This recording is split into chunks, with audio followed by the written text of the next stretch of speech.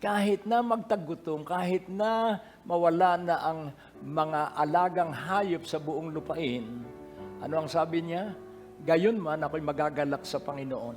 Kaya kung titingnan po natin ang ating buhay, dumaraan po tayo ng mga panahon na tayo ay kinakapos, tayo ay maraming mga pagkakataon na tayo nasa krisis at hindi natin maunawaan. Pero magalak ka lang sa Panginoon. Sabi niya, ako'y nagagalak sa Panginoon. Ano po ba ang kagalakan sa Panginoon? Pinapahintulot mo sa Panginoon na idaan yung pagpaparusa pero siya'y exempted.